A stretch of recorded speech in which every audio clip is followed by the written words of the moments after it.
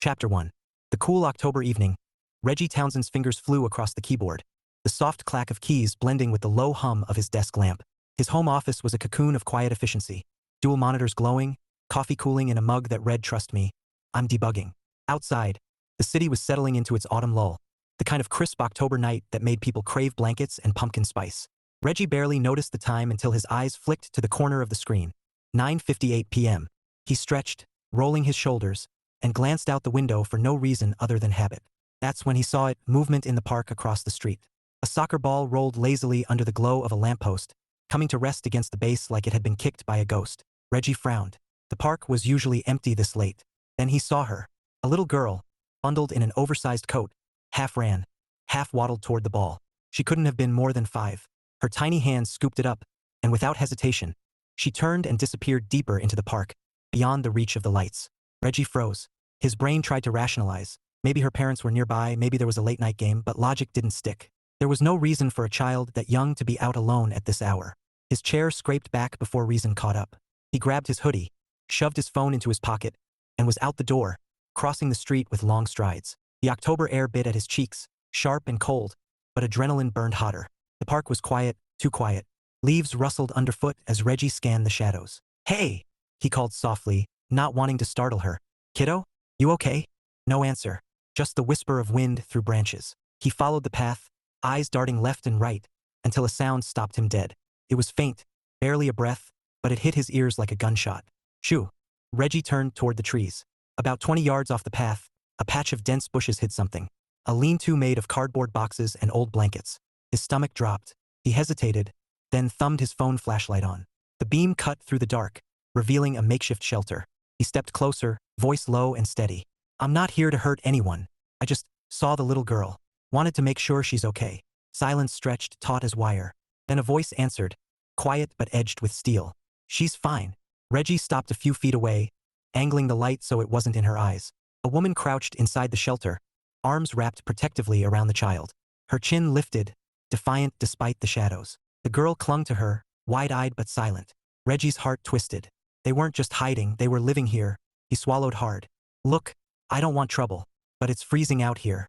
You can't stay like this." "We're fine," she repeated, sharper this time. Her voice was strong, but he heard the tremor underneath. Reggie crouched, keeping his tone calm. "I get it. You don't know me, but I live right across the street." He pointed toward the glow of his apartment windows. "I've got a spare room, heat, food. You and your daughter can stay the night. No strings." Her eyes narrowed. "Why?" "Because it's cold," Reggie said simply. "And she shouldn't be out here." The little girl shifted, peeking at him from behind her mother's arm. Big brown eyes, curious and scared. Reggie softened his voice. "Hey there, I'm Reggie. What's your name?" The mother's grip tightened. "Don't." "Okay," he said quickly, raising his hands. "No pressure. Just let me help." She stared at him for a long moment, weighing risk against necessity. Finally, she whispered something to the child, then looked back at him. "If you try anything, you can kick me in the teeth," Reggie said. "Fair warning, though, I have a dog. He'll probably lick you to death before you get the chance." That earned him the faintest flicker of a smile. "A dog?" "Brutis," Reggie said. "Don't let the name fool you. He looks like a plush toy." The woman exhaled, shaky but resolute. "Fine. One night." Relief washed through him. "Deal." They walked back in silence, the little girl clutching her mother's hand, her soccer ball tucked under her arm like treasure. Reggie kept a respectful distance, resisting the urge to fill the quiet with nervous chatter. He didn't want to spook her. When they reached his building, Reggie held the door open. "Second floor," he said gently. "Elevator's right there." Inside his apartment, warmth wrapped around them like a blanket. The space was neat but lived in. Books stacked on shelves, a gaming console under the TV, and a dog bed in the corner. Brutus bounded out like a furry missile, ears flopping, tail wagging so hard his whole body wiggled. The little girl's eyes lit up. "Doggy!" she squealed, dropping the ball and crouching to hug him. Brutus soaked up the attention, licking her face with unrestrained joy. Reggie grinned. "Told you. Plush toy." The mother watched, tension easing by degrees. "He's cute." "Don't tell him that," Reggie said. "He thinks he's a wolf." That earned him another tiny smile. "Progress." Reggie gestured toward the hallway. "Spare rooms down there. Fresh sheets. Bathrooms next door. I'll grab some towels." She hesitated, then nodded. "Thank you." "No problem." He paused, then added softly, "You're safe here." Her eyes met his, searching for cracks in his sincerity. Whatever she saw seemed to settle something inside her. She nodded again, more firmly this time. As Reggie walked away to fetch towels, he felt the weight of the night settle on his shoulders. Not heavy, but significant. He didn't know her story yet. Didn't know why she was in that park, or what led her there. But he knew one thing. He couldn't let her go back. Chapter 2. Strangers under one roof. Reggie balanced a stack of towels on one arm and knocked lightly on the spare room door with the other. "Hey!" he called, voice pitched low, so he didn't sound like a landlord in a bad sitcom. "Got towels?" The door cracked open. She stood there, framed by the soft glow of the bedside lamp, her daughter curled up on the bed behind her like a tiny burrito in a blanket. The mother's posture was still guarded, chin lifted like armor, but her eyes flicked to the towels and then back to him. "Thanks," she said, voice clipped but polite. Reggie handed them over. "Bathroom's right next door. Hot water works. Promise." She nodded, then hesitated. "You live alone? Unless you count Brutis," Reggie said. "But he's more of a roommate with fur and questionable hygiene." As if on cue, Brutus trotted down the hall, ears bouncing, tail wagging like a metronome on caffeine. He stopped at the doorway, looked up at her, then at the towels, then at Reggie, as if to say, "Are we adopting people now?" The little girl spotted him and squealed, "Doggy!" before launching herself off the bed and into the hallway. Brutus accepted the hug like a celebrity greeting fans, licking her cheek with unrestrained enthusiasm. Reggie grinned. "He likes you. That's a good sign. He's a terrible judge of character, though, so don't let it go to your head." The mother's lips twitched, almost a smile, but not quite. "He's cute." "Don't tell him that," Reggie said. "He thinks he's a wolf." The girl giggled, clutching Brutus like a stuffed animal come to life. Reggie crouched to her level. "You okay, kiddo?" She nodded solemnly, then whispered, "Doggy smells funny." Reggie laughed. "That's his cologne. Oh, the mud puddle." The mother cleared her throat softly. "Come on, sweetheart. Let's let the nice man get back to whatever he was doing." "Debugging," Reggie said automatically, then realized how ridiculous that sounded. It's like fixing puzzles for computers. The little girl blinked at him, unimpressed. Brutus yawned dramatically, as if to say, "Nerd talk. Boring." Reggie stood, rubbing the back of his neck. "Anyway, if you need anything, food, extra blankets, just holler. I'll be in the office." She nodded again, still cautious. "Thank you." "No problem." He started to turn away, then paused. "Seriously, you're safe here." Her eyes met his, searching for cracks in his sincerity. Whatever she saw seemed to settle something inside her. She nodded once more, firmer this time. Back in his office, Reggie sank into his chair and stared at the glowing code on his screen. His fingers hovered over the keyboard, but his mind was miles away. In a park, under a lamppost, watching a little girl clutch a soccer ball like it was the last piece of normal she had. He wasn't impulsive by nature. He was a planner, a man who believed in logic and patterns. But tonight he'd crossed a street and invited strangers into his home without a second thought. "What the hell are you doing, Townsend?" Brutus padded in and flopped at his feet with a sigh that sounded suspiciously judgmental. Reggie leaned down to scratch behind his ears. "Don't look at me like that. You were all for it." Brutus wagged his tail lazily. "The universal dog sign for you're on your own, buddy." Later, as Reggie reheated leftover pasta in the kitchen, he heard soft footsteps. The mother appeared in the doorway, wearing an oversized hoodie that probably belonged to him. He hadn't even noticed her borrowing it. It hung on her like a shield. "Smells good," she said, voice tentative. "Pasta," Reggie replied. "Not gourmet, but edible." She hesitated, then asked, "Do you always cook this late?" "Only when I forget dinner exists," Reggie said. "Occupational hazard." She stepped inside, arms crossed. "You work from home?" "Mostly," he said, stirring the sauce. "Programmer. Web security. Keeps me busy." Her brows lifted slightly. "Sounds complicated." Reggie shrugged. "It's like playing chess with hackers, except the pawns are firewalls and the queen is encryption." She blinked. "That makes no sense." Reggie grinned. "Exactly." For a moment, silence stretched between them. Not awkward, just unfamiliar. Two people orbiting each other trying to find gravity. Finally, she said, "Thank you for tonight." Reggie met her gaze. "You don't have to thank me." "I do," she said quietly. "Not everyone would stop." Reggie looked away, suddenly uncomfortable with the weight of her words. "Well, I'm not everyone." Brutus chose that moment to bark from the hallway, as if punctuating the statement with canine approval. The little girl's laughter followed, bright and pure, cutting through the tension like sunlight. Reggie smiled. "Sounds like someone's making friends." "She hasn't laughed like that in weeks," the mother murmured, almost to herself. Reggie didn't ask why. He didn't need to, not yet. Tonight wasn't about questions. It was about warmth and safety, and the fragile thread of trust starting to weave between them. Chapter 3. Backstory and Trust. The apartment was quiet except for the soft hum of the refrigerator and the occasional thump of Brutus settling into his bed like a king claiming his throne. Reggie sat at the kitchen table nursing a mug of tea, staring at the steam curling upward like question marks he couldn't answer. He wasn't sure why he'd made tea.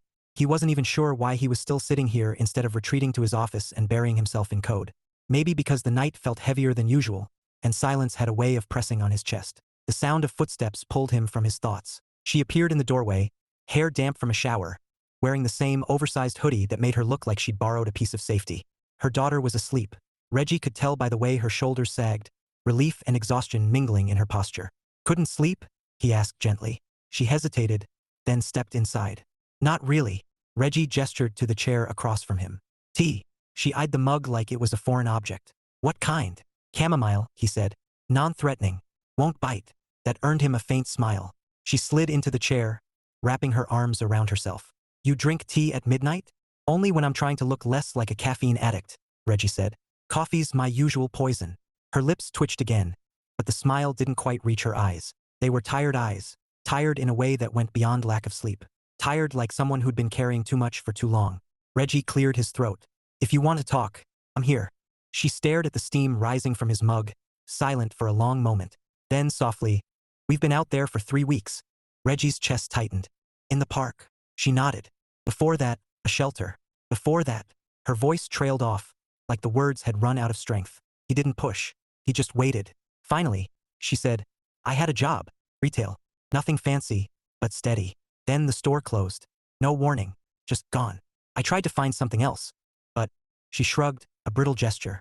"Rent doesn't wait for paychecks that never come." Reggie listened, every word carving a hollow in his chest. He'd read articles about people slipping through cracks, but hearing it, seeing it was different. It wasn't statistics. It was a woman sitting at his table, wearing his hoodie because she had nothing else. "What about family?" he asked quietly. Her jaw tightened. "Not an option." Reggie didn't ask why. He didn't need to, not tonight. He just nodded, letting the silence hold what words couldn't. She looked up suddenly, eyes sharp. "Why are you doing this?" The question hit like a dart, pointed, precise. Reggie blinked. "Doing what?" "Letting us stay. Feeding us. You don't know me." Reggie met her gaze, steady. "You needed help. I could help. That's it." Her eyes searched his face, looking for cracks in the simplicity. "People don't do things without wanting something." Reggie's mouth curved into a wry smile. "I'm a programmer. I want stable Wi-Fi and bug-free code. That's about it." She huffed out a laugh, small, surprised, but real. It sounded like the first laugh she'd let herself have in weeks. Reggie leaned back, relieved. "See? Brutus was right about you." Her brows lifted. "The dog. He's a better judge of character than I am," Reggie said. "If he likes you, you're good." She shook her head, amused despite herself. "You're strange." "I get that a lot," Reggie said lightly. Then softer, "You're safe here. For as long as you need." Her throat worked like she was swallowing words she couldn't say. Finally, she whispered, "Thank you." Reggie nodded, pretending his chest didn't feel like someone had dropped a weight on it. Anytime. Later, after she'd gone back to the spare room, Reggie sat alone in the kitchen, staring at the empty chair across from him. He thought about her voice, quiet but strong, like steel wrapped in velvet. He thought about the little girl clutching a soccer ball like it was the last piece of normal she had. And he thought about how easy it would be to fall for someone like that. He pushed the thought away hard. He wasn't that guy anymore. He didn't dive headfirst into feelings. He didn't ignore the signs. But tonight, for the first time in years, he wondered if maybe, just maybe, some risks were worth taking. Chapter 4. Friends and Teasing. Reggie's phone buzzed just as he was finishing his second cup of coffee the next morning. Brutus was sprawled across the couch like a furry throw pillow, snoring softly. The apartment smelled faintly of toast and shampoo, the comforting scent of normal, except nothing about the situation was normal. He glanced at the screen. Incoming video call. The usual suspects. His friends had a group chat name that sounded like a bad heist movie. Reggie sighed and hit accept. 3 faces popped up on his laptop screen. Marcus, grinning like he just won a bet. Tasha, sipping iced coffee with the smugness of someone who knew gossip was coming. And Dylan, already laughing for no reason. Townsend, Marcus boomed. Hero of the night. Savior of damsels in distress. Reggie groaned. "Who told you?" "Your dog," Dylan said, deadpan. "He texted us." Brutus chose that moment to lift his head and yawn into the camera, as if confirming Dylan's story. Tasha snorted. "Seriously, Reg, you pick up strays now?" Reggie rubbed his temples. "She's not a stray. She's a person." "Oh," Marcus drawled. "Person. With a kid. And you just invited her in? A midnight? Smooth move, Romeo." Reggie shot him a look. It was freezing. They were living in a cardboard box. Tasha's expression softened. Okay, that's awful. But still, what if she's a serial killer? Reggie gestured toward Brutus, who was now licking his paw like royalty. She passed the Brutus test. Dylan grinned. The Brutus test? What is that exactly? If he likes you, you're good, Reggie said. He's never wrong, Marcus smirked. Except that time he liked my ex. Reggie pointed a finger. Your ex bribed him with bacon. That doesn't count. Tasha leaned forward, eyes gleaming. So, is she cute? Reggie blinked. What? You heard me, Tasha said. Cute. Attractive. Hot. Pick an adjective. Reggie opened his mouth, then closed it. She's a person, Marcus howled. Translation, yes, Reggie scowled. Translation, mind your business, Dylan chuckled. Reg, you've been single since the Jurassic era. Let us live vicariously. Reggie rolled his eyes. She's not a project. She's a guest. End of story. Guests don't borrow hoodies, Tasha sing-songed. Reggie froze. How do you? She's wearing one right now, isn't she? Tasha smirked. You always give people hoodies when you like them, Reggie sputtered. That's not. Brutus? Stop looking at me like that. Brutus tilted his head, tail wagging like he was enjoying the drama. Marcus grinned. Face it, man. You're halfway to a rom-com montage. Reggie groaned. I hate all of you. Love you too, Dylan said cheerfully. Send pics. Reggie ended the call before they could start planning his wedding. He closed the laptop and leaned back, exhaling. His friends weren't wrong, not entirely. He had given her a hoodie, but that was practical, not romantic. She was cold. He had hoodies. End of story. Except, he couldn't shake the image of her sitting at the kitchen table last night, steam curling from her tea, eyes tired but strong. He couldn't shake the sound of her laugh, small, surprised, like it had forgotten how to exist. Brutus hopped onto his lap, tail thumping. Reggie scratched behind his ears. Don't start, he muttered. Brutus licked his chin anyway, smug as ever. Later that afternoon, Reggie found her in the living room, folding laundry that wasn't hers. His hoodies, his t-shirts, neat stacks on the coffee table. The little girl sat cross-legged on the rug, coloring with a set of crayons Reggie didn't even remember owning. Brutus was sprawled beside her, supervising like an art critic. You don't have to do that, Reggie said, nodding at the laundry. She glanced up, one brow arched. You let us stay here. Least I can do. Reggie shrugged. Fair point. Still, you're a guest, not a maid. Her lips curved faintly. You're a strange man, Reggie. He grinned. I get that a lot. The little girl held up her drawing. A lopsided dog with floppy ears and a crown. Look, Brutus is king. Reggie laughed. Accurate. Brutus wagged his tail like he agreed. For a moment the apartment felt different, lighter, like laughter had seeped into the walls and decided to stay. And Reggie realized something he hadn't expected. He liked it. Chapter 5. The little things, morning sunlight spilled through the kitchen window, painting the countertops in soft gold. Reggie stood barefoot on the cool tile, staring at the coffee maker like it had personally betrayed him. He'd forgotten to set the timer last night, and now the machine sputtered like an old man clearing his throat. Come on, he muttered, tapping the side as if intimidation worked on appliances. Behind him, a small giggle floated through the air. Reggie turned to see Lily, soccer ball girl, now pajama-clad and bright-eyed, perched on a stool, swinging her legs like a metronome. Brutus sat loyally at her feet, tail sweeping the floor in rhythmic approval. You talk to the coffee? Lily asked, her voice full of innocent amusement. Reggie grinned. Only when it misbehaves. Does it listen? Not yet, he said, pouring water into the reservoir.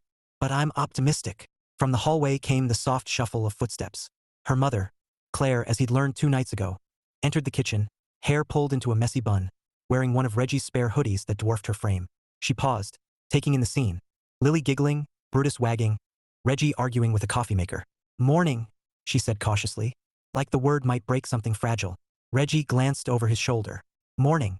Coffee's being dramatic, but I'll win. Claire's lips curved into a faint smile.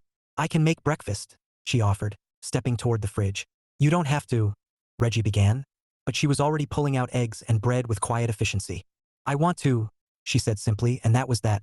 The kitchen filled with the comforting sounds of sizzling butter and clinking utensils. Reggie leaned against the counter, watching her move. There was a grace to it, not polished but purposeful, like someone who'd learned to make do with what she had. You cook like you mean it, he said. Claire arched a brow. Is that a compliment? Absolutely, Reggie replied. Most people my age consider cereal a culinary achievement. She smirked. Let me guess, your specialty is instant noodles? Hey, Reggie said, feigning offense. I can make a mean grilled cheese. Impressive, she teased, sliding a plate toward Lily, who clapped her hands in delight. Brutus, ever the opportunist, inched closer to the stool, eyes locked on Lily's toast. Reggie snapped his fingers. Brutus, no begging. The dog ignored him completely, tail wagging like a metronome on steroids. Claire laughed softly. He's persistent. He's spoiled, Reggie admitted. My friends thought it'd be funny to gift me a dog that looks like a stuffed animal. Joke's on them. He's my best friend now. Lily giggled, feeding Brutus a tiny crumb when she thought no one was looking. Reggie caught it but pretended not to. Some battles weren't worth fighting. Later, as Lily colored at the dining table and Brutus supervised like an overzealous art critic, Reggie found himself lingering in the kitchen doorway, watching Claire rinse dishes. The hoodie sleeves were pushed up, revealing slender arms, and her movements were calm, methodical, domestic, felt nice, too nice. He cleared his throat. You don't have to do that. Claire glanced back. I know, but it feels good to contribute. Reggie nodded, unsure what to say. He wasn't used to this. Someone else in his space, filling it with quiet competence instead of chaos. His last relationship had been all noise and drama, a constant tug-of-war between love and ego. This was different, softer. You've got a good kid, he said finally. Her expression softened. She's my whole world. I can tell, Reggie said. She's lucky. Claire hesitated, then murmured. We both are, for now. The words hung in the air, heavy with unspoken truth. Reggie wanted to ask, for now, but he didn't. Instead, he smiled and said, breakfast was great. That evening, Reggie sat on the couch with his laptop balanced on his knees, debugging a stubborn piece of code. Claire was curled in the armchair, reading a borrowed book, while Lily and Brutus staged an epic battle involving plush toys and dramatic sound effects. Victory, Lily declared, holding a stuffed unicorn aloft like a war trophy. Brutus barked once, clearly disputing the outcome. Reggie chuckled, eyes flicking from his screen to the scene. You know, he said, I think Brutus wants a rematch. Lily grinned. He can try. Claire looked up from her book, amusement dancing in her eyes. You two are going to wear him out. Good, Reggie said. Maybe then he'll stop stealing my socks. Claire laughed. A real laugh this time, warm and unguarded. It hit Reggie like sunlight breaking through clouds. He found himself staring a beat too long before snapping his gaze back to the laptop, cheeks warm. Hours later, after Lily was tucked into the spare room and Brutus claimed his spot at the foot of Reggie's bed, Claire lingered in the hallway. Thank you, she said quietly. For what? Reggie asked. For today. For making it feel normal. Reggie met her gaze, something unspoken passing between them. Any time, he said softly. Really? She nodded, then disappeared into her room, leaving Reggie alone with the hum of his thoughts, and the realization that he liked this more than he should. Chapter 6. Cracks in the armor. The apartment was quiet except for the soft hum of Reggie's computer and the rhythmic snore of Brutus sprawled across the rug like a furry throw pillow. Claire had retreated to her room after putting Lily to bed, leaving Reggie alone with his thoughts and the stubborn bug in his code.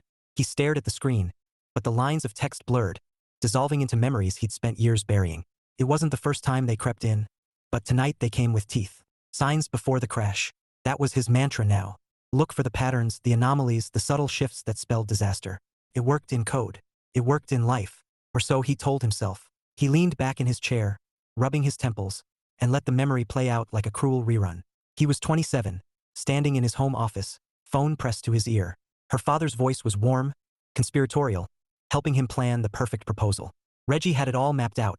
Ring hidden in the desk drawer, reservations at her favorite restaurant, a weekend getaway to seal the deal. He loved her. After 3 years, he believed she was the one. No doubts, no signs. Until that night. She walked in mid-call, oblivious to the conversation. Her smile was tight, rehearsed. We need to talk, she said, and didn't wait for his answer. Reggie remembered every word, every cadence of that speech. How much she loved him, how much she valued what they had. And then the bomb. I want an open relationship. At first, he thought he misheard. His brain scrambled, trying to reconcile the woman he knew with the stranger standing in front of him. He was silent for a moment, then spoke. Not to her, but to her father. Scrap the plans, he said flatly. Your daughter's going to need a place to stay. Her eyes widened when she realized he wasn't alone. Panic flickered across her face as she stammered excuses, backpedaling, trying to soften the blow. But Reggie was done. Calm, cold, clinical, like debugging bad code. You have until tomorrow to pack, he told her. If anything's missing or damaged, I'll file a report. She cried on the couch while he walked out of her life. The next day, she was gone. Left a note on the table, apologizing for taking him for granted. He read it twice before dropping it in the trash. Apologies didn't fix problems. They screamed, I didn't respect you enough not to do something I'd need to apologize for in the first place. Reggie exhaled slowly, dragging himself back to the present. The apartment felt different now, warmer, fuller. Claire's laughter from earlier still lingered like an echo, softening the edges of his solitude. He closed the laptop and wandered to the kitchen, pouring a glass of water he didn't really want. Brutus lifted his head, tail thumping lazily, as if to say, "You good, buddy?" "Yeah," Reggie murmured, scratching behind his ears. "Just thinking." His phone buzzed on the counter. A video call from his sister, Jenna. Reggie groaned but answered anyway. Her face filled the screen, all sharp cheekbones and sharper intuition. "You look like you've been brooding," she said without preamble. "Nice to see you too," Reggie replied dryly. "What's wrong?" "Nothing. Liar." Jenna leaned closer, eyes narrowing. "You've got that look. The I'm spiraling but pretending I'm fine look." Reggie sighed. "Just remembering stuff." "Her?" Jenna asked softly. He nodded. "Reggie, it's been 7 years." "I know." "Then why?" "Because it changed everything," he said, voice low. "I thought I knew her, thought I knew us, and then boom, whole foundation gone. Makes you question your own judgment." Jenna's expression softened. "You're allowed to trust again." "Am I?" Reggie countered. "What if I miss the signs again?" "Maybe there aren't signs," Jenna said gently. "Maybe love isn't a logic puzzle." Reggie gave a humorless laugh. "Everything's a puzzle." "Not everything," Jenna said. "Some things you just feel." He didn't answer, couldn't, because feelings were messy, unpredictable, and he'd built his life on control. "Anyway," Jenna continued, brightening her tone, "Mom says hi, and Brutus better still be alive." Reggie glanced at the dog, now sprawled belly up like a furry rug. "Alive and spoiled. Good." Jenna smiled. "Talk soon. Okay?" "Yeah," Reggie said, ending the call. He stood there for a long moment, phone in hand, Jenna's words echoing in his head. Maybe love isn't a logic puzzle. Maybe. But puzzles had solutions. Love was risk. And Reggie wasn't sure he was ready to gamble again. Except when he thought of Claire. Her quiet strength. Her laugh breaking through walls he didn't know he still had. Something inside him shifted. Not enough to call it trust. Not yet. But enough to wonder. Chapter 7. A new challenge. Reggie sat cross-legged on the living room floor. Laptop open. Brutus sprawled beside him like a furry supervisor. Claire hovered near the armchair, arms crossed, watching him with a mix of curiosity and skepticism. "You're serious about this?" she asked. "Dead serious," Reggie said, tapping the keyboard. "You said you wanted to learn something useful. Coding is useful." Claire raised a brow. "Useful for you, maybe. I barely know how to use Excel." "That's fine," Reggie said, grinning. "We're starting with the basics. No pressure." She hesitated, then sank onto the couch, pulling her legs under her. "Okay, but if my brain melts, you're responsible." "Deal," Reggie said, sliding the laptop toward her. "First lesson. Don't fear the code." Claire stared at the screen like it might bite. "It looks complicated." "It's just text," Reggie said. "Think of it like a recipe. You give instructions, the computer follows them. Except if you mess up, the cake doesn't explode," Claire muttered. Reggie laughed. "Fair point. But trust me, once you get the logic, it's addictive." Brutus barked once, as if agreeing. Then, in true comedic timing, he plopped his paw on the keyboard, sending a string of gibberish across the screen. "Brutus," Reggie groaned, scooping him up. "You're not the TA." Claire laughed, the sound warm and unguarded. "He's trying to help." "Help sabotage," Reggie said, deleting the canine contribution. "Okay, let's start simple. Type this. Print. Hello world." Claire peered at the keys, fingers hovering uncertainly. "Like, exactly that?" "Exactly," Reggie said. "Quotes, parentheses, everything." She typed slowly, tongue peeking out in concentration. When she hit enter, the words appeared on the screen. "Hello, world." Her eyes widened. "It worked." "Of course it worked," Reggie said, grinning. "You just wrote your first program." Claire laughed, a little breathless. "That's weirdly satisfying." "Welcome to the club," Reggie said. "Next step, variables." "Variables?" Claire groaned. "You're throwing math at me now?" "Not math," Reggie said. "Think of them like labeled boxes. You put stuff in, and you can use it later." Claire gave him a look. "You're really bad at metaphors." "Hey, I'm trying," Reggie said, chuckling. "Okay, type this. Name equals Claire." She did, then frowned. "Now what?" "Now type. Print. Hello, plus name." When the output read hello, Claire, she laughed again, softer this time. "Okay, that's kind of cool." Reggie leaned back, watching her smile. It wasn't the forced politeness he'd seen before. It was real, bright, genuine. And it hit him harder than he expected. Hours slipped by in easy rhythm. Claire typing, Reggie guiding, Brutus occasionally offering unsolicited paw input. Lily wandered in halfway through, plopping beside her mother and declaring, "I want a code too." Reggie grinned. Future prodigy alert. Lily typed random letters, then proudly announced, "I made a word. Looks like Brutus level code." Reggie teased, earning a giggle from Lily and a mock glare from Claire. By the time they wrapped up, Claire had written a tiny program that asked for a name and printed a greeting. Simple, but hers. She stared at the screen like it was magic. I didn't think I could do this, she admitted quietly. You can do a lot more than you think, Reggie said, voice low but certain.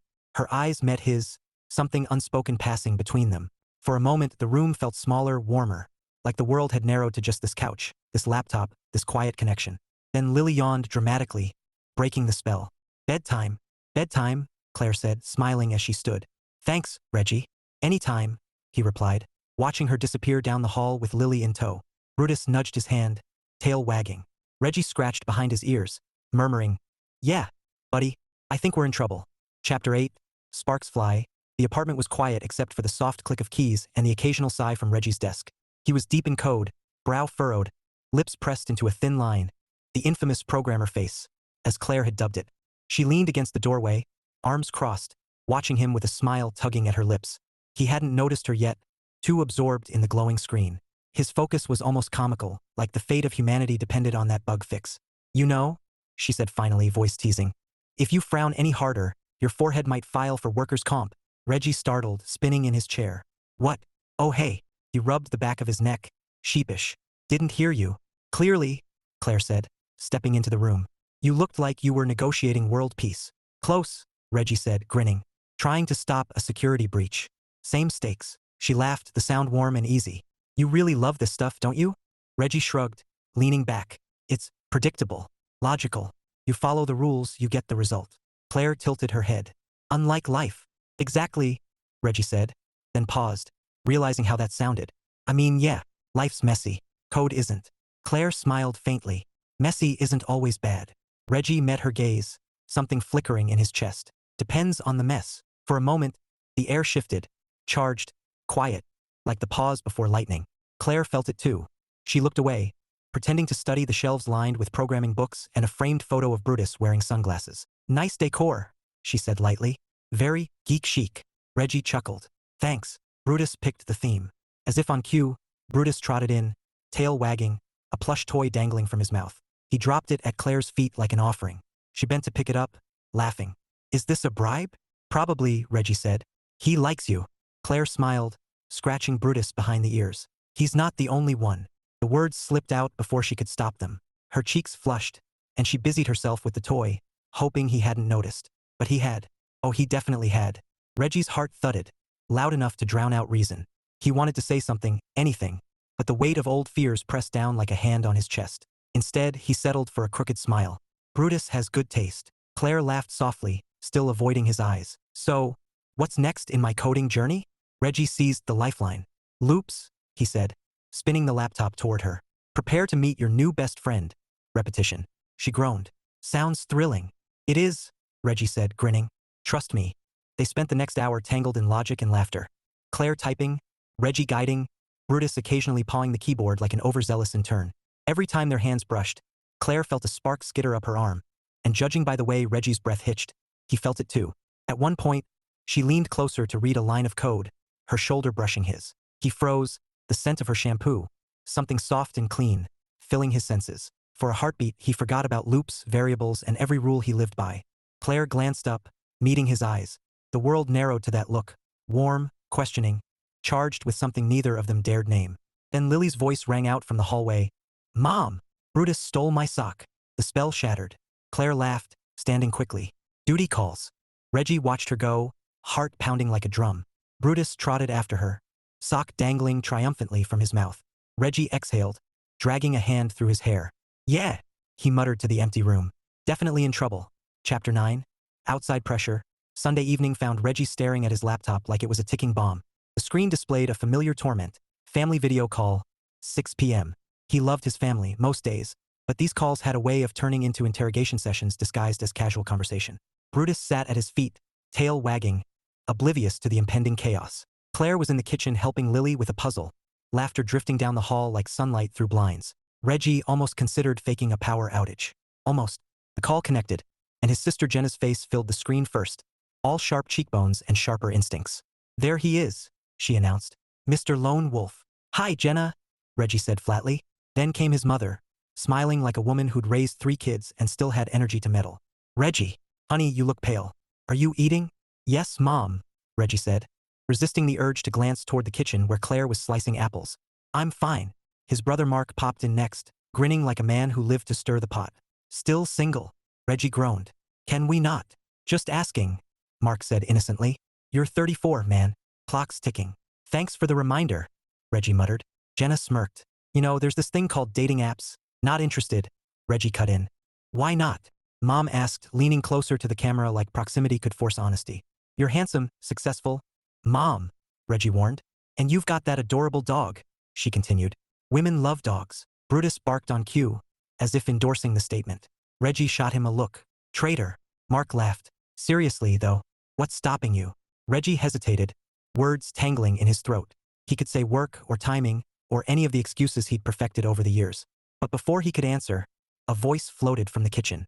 Reggie, do you want tea? Claire called. The family froze. Jenna's eyebrows shot up. Who was that? Reggie's stomach dropped. Was that a woman? Mom demanded, eyes gleaming like a detective who'd cracked the case. Reggie rubbed his face. It's complicated. Mark grinned like a shark. Complicated sounds interesting. Jenna leaned in, voice low and lethal. Spill. Reggie sighed, knowing resistance was futile. Her name's Claire. She's staying here for a while. Mom's eyes widened. Staying? As in living with you? It's temporary, Reggie said quickly. She needed help. Jenna's smirk turned predatory. And you just happened to offer your place? Mr. Lone Wolf suddenly playing hero. Can we not make this weird? Reggie muttered. Mark laughed. Too late. Mom clasped her hands like she was planning a wedding. Oh, honey, that's wonderful. When do we get to meet her? Never, Reggie said flatly. Reggie, Jenna warned. If you don't introduce her, we'll assume you're hiding something.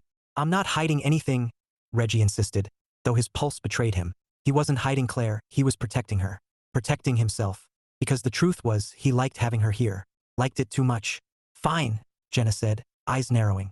But we're not dropping this. Great, Reggie muttered, ending the call before they could launch phase 2 of the interrogation. He sat there for a moment, staring at the blank screen, heart thudding like a drum. From the kitchen came the sound of Lily's laughter and Claire's soft voice, weaving warmth into the walls of his apartment. Brutus nudged his knee, tail wagging like a metronome. Reggie scratched behind his ears, murmuring, Yeah, buddy, they're going to eat me alive. Brutus barked once, which Reggie chose to interpret as agreement. Later, as Claire handed him a steaming mug of tea, her eyes curious, Reggie forced a smile. Family call, he said lightly. They're nosy. Claire laughed softly. Sounds familiar. Reggie met her gaze, something unspoken passing between them. For a moment, the noise in his head quieted, replaced by a single thought. He didn't want her to leave. Chapter 10. The turning point. The email came on a Tuesday morning, tucked between a coupon for dog treats and a reminder about a software update. Claire stared at the subject line like it was written in another language. Interview invitation. Junior web support position. Her breath caught. She read it twice, then a third time just to make sure it wasn't a cruel joke. It wasn't. Someone had seen her application. The one Reggie helped her polish late one night after Lily was asleep, and wanted to talk. She sat at the kitchen table, fingers trembling around her coffee mug. Lily was on the floor with Brutus, building a fortress out of couch cushions while the dog played the role of invading army.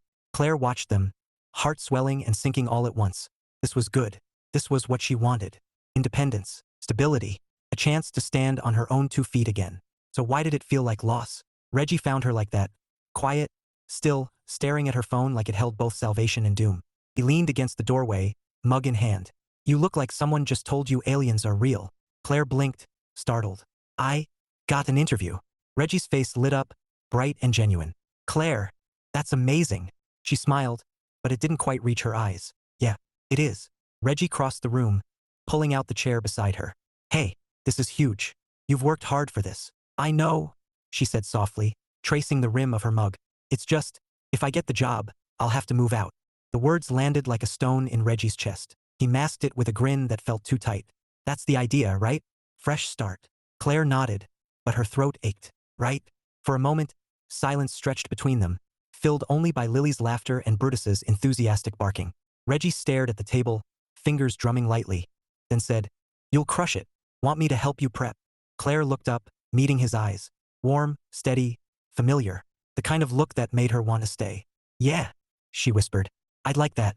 That night, they sat side by side on the couch, laptop open, notes scattered like confetti. Reggie coached her through common questions, his voice calm and patient, his humor slipping in like sunlight through clouds. Okay, he said, scrolling. If they ask about your strengths, don't say, I make great pancakes. Claire smirked. But that's true. Save it for the second interview, Reggie teased. Seriously, though, talk about adaptability. Problem solving. You've got plenty of examples. Claire hesitated. Do I? Claire, Reggie said, turning to face her fully. You've been through hell and you're still standing. You learned coding in a month. You're smart, resourceful. That's what they want. Her chest tightened at the conviction in his voice.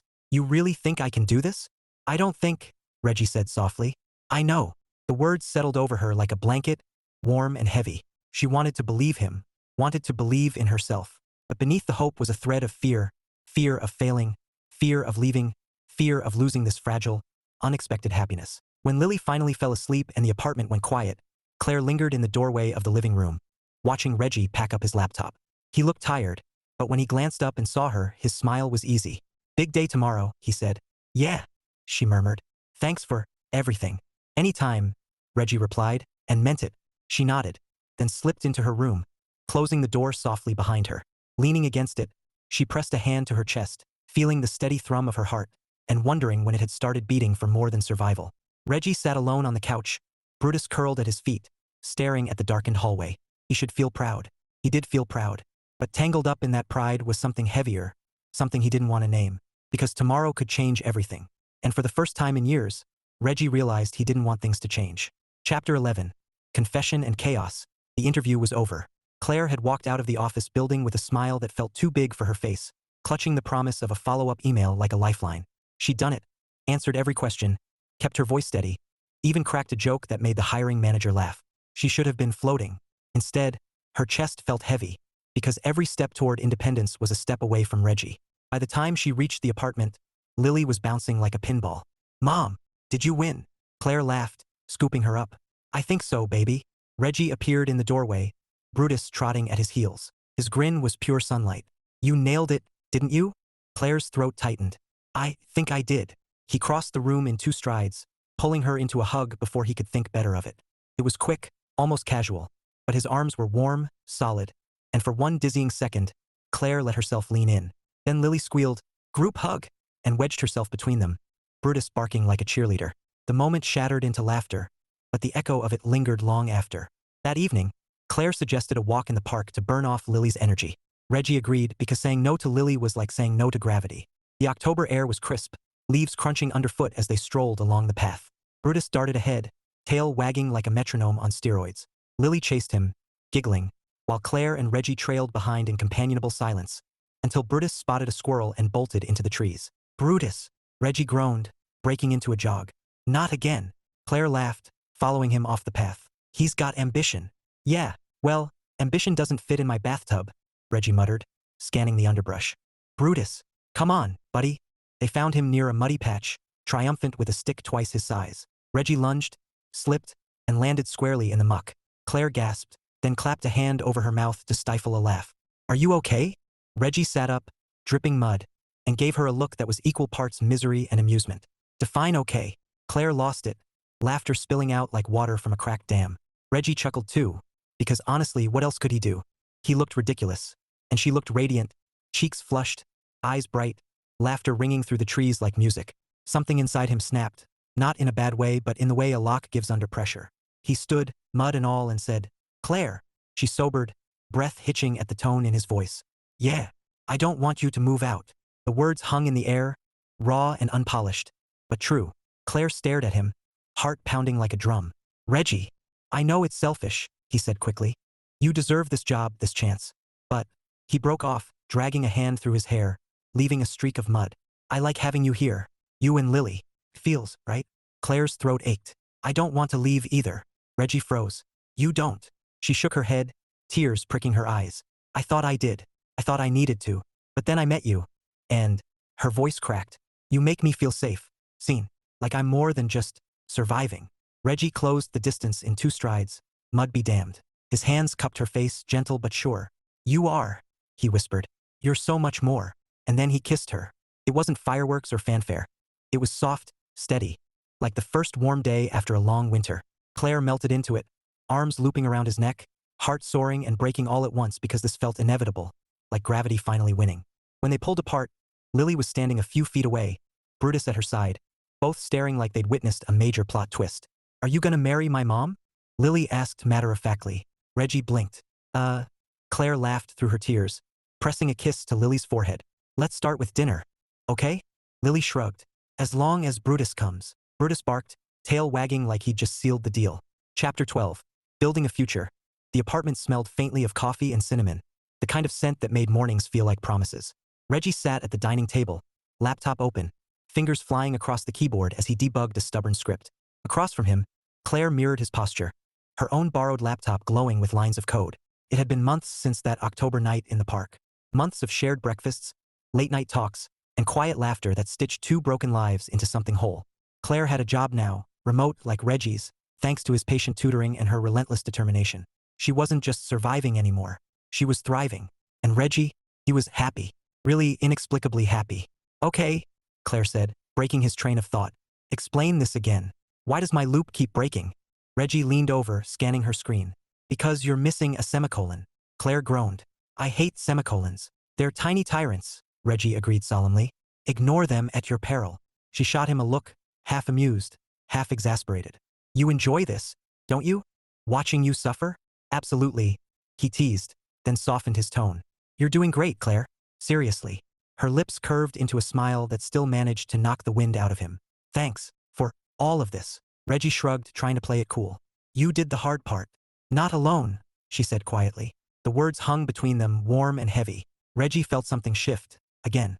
It had been shifting for weeks, like tectonic plates under his ribs, but now it settled into place. He wanted to say something. Something big, something real. But before he could, a blur of fur and enthusiasm crashed into his leg. "Brutus, the eternal mood breaker." "Buddy," Reggie groaned as the dog shoved his nose into his lap, tail wagging like a metronome on caffeine. "We talked about boundaries." Brutus ignored him completely, turning his attention to Claire with shameless adoration. She laughed, scratching behind his ears. "He's just making sure you don't chicken out." Reggie blinked. "Chicken out of what?" Claire's eyes sparkled with mischief. "Whatever you were about to say." He stared at her, caught and cornered, then laughed. A low, helpless sound. "You're scary when you're perceptive." "I've had practice," she said lightly, but her gaze softened. "So, were you?" Reggie closed his laptop, heart thudding like a drum. "Yeah," he admitted. "I was." Claire waited, patient and steady, like she always was. Reggie took a breath, the kind that felt like stepping off a ledge. "I like this," he said finally. "Us, you, Lily, Brutus, all of it. And I don't want it to end." Her smile was slow, blooming like sunrise. "Good," she whispered. "Because I don't either." Relief crashed over him, warm and dizzying. He laughed again, softer this time, and reached across the table. Her hand met his halfway, fingers threading like they'd been waiting for this moment all along. Brutus barked once, as if to seal the deal. Later, after Lily was asleep and the laptops were closed, they curled on the couch with mugs of tea and a blanket that smelled faintly of fabric softener. The city lights glittered beyond the window, but inside, everything felt still, safe. Claire rested her head on his shoulder. "You know," she murmured, "for a guy who thinks love is a logic puzzle, you're pretty good at it." Reggie chuckled, pressing a kiss to her hair. "Don't tell anyone. It'll ruin my reputation." She smiled against his shirt. "Your secret's safe with me." And for the first time in years, Reggie believed it. Epilogue. Signs of Forever. The Townsend family living room buzzed with the familiar chaos of holiday cheer. Laughter spilled from every corner, mingling with the scent of cinnamon rolls and the faint crackle of a fireplace video playing on the TV. Reggie stood near the kitchen island, nursing a mug of coffee like a lifeline, while his sister Jenna orchestrated the seating arrangement with military precision. "Reggie, move the pie," Jenna barked, pointing at the dessert table. "And stop looking like you're about to bolt." "I'm not bolting," Reggie muttered, sliding the pie 2 inches to the left. "I'm adjusting." "Aha," Jenna said, smirking. "Adjusting to the fact that you brought someone special?" Reggie shot her a look, but before he could retort, Lily barreled into the room like a pint-sized comet, Brutus hot on her heels wearing a ridiculous reindeer sweater. The dog's tail wagged so hard it threatened to knock over a stack of napkins. "Uncle Reggie," Lily squealed, launching herself at his legs. "Brutus stole my cookie." Reggie crouched, ruffling her hair. "Brutus has questionable morals," he said solemnly. "We'll have a talk." Brutus barked once, clearly unrepentant. Claire appeared in the doorway then, carrying a tray of steaming mugs. She looked effortlessly radiant in a soft green sweater, her hair tumbling over her shoulders like she hadn't spent the last hour wrangling Lily and holiday chaos. Reggie's chest tightened. Still, after all these months, because every time he saw her like this, He wondered how he'd ever lived without her. Coffee refills, Claire announced, setting the tray down. Jenna's eyes flicked between them, sharp as a hawk, and Reggie braced for impact. So, Jenna said sweetly, the kind of sweet that meant trouble. Claire, how do you like being part of the Townsend circus? Claire smiled, calm and steady. It's lively. Translation. Terrifying. Jenna quipped. But you're handling it like a pro. Reggie groaned. Jenna, what? Jenna said innocently. I'm just saying, it's nice to see you with someone who doesn't make you look like you swallowed a lemon. Claire laughed softly, and Reggie felt his ears burn. Ignore her, he told Claire. She thrives on chaos. I noticed, Claire said, eyes twinkling. Dinner was loud and messy and perfect. Lily sat between Reggie and Claire, chattering about her latest drawing while Brutis lurked under the table like a furry opportunist. At one point, Lily leaned against Reggie's arm and whispered, I like it here. Reggie swallowed hard, his throat tight. Me too, kiddo, he murmured. Across the table, Claire met his gaze. No words, just a look that said everything. That this wasn't temporary. That they'd built something real, something worth keeping. Later, when the dishes were done and the family had dispersed into clusters of conversation, Reggie stepped out onto the porch for a breath of cold night air. Claire joined him, wrapping her arms around herself against the chill. Survived, she said with a smile. Barely, Reggie teased, draping his coat over her shoulders. You were amazing. She tilted her head. You think. I know, he said, voice low. Claire, I meant what I said before. I don't want this to end. Ever. Her smile was slow, warm, and it undid him completely. Good, she whispered. Because neither do I. Reggie exhaled, a laugh bubbling up, soft, disbelieving, joyful. He pulled her close, and for the first time in years he didn't think about signs or crashes or risks. He thought about now, about tomorrow, about forever. Behind them, Brutus barked from inside, probably demanding attention or cookies. Reggie grinned against Claire's hair. Guess we should go rescue the dessert, he murmured. Guess so, she said, lacing her fingers through his, and together, they stepped back into the warmth, leaving the cold and the past behind.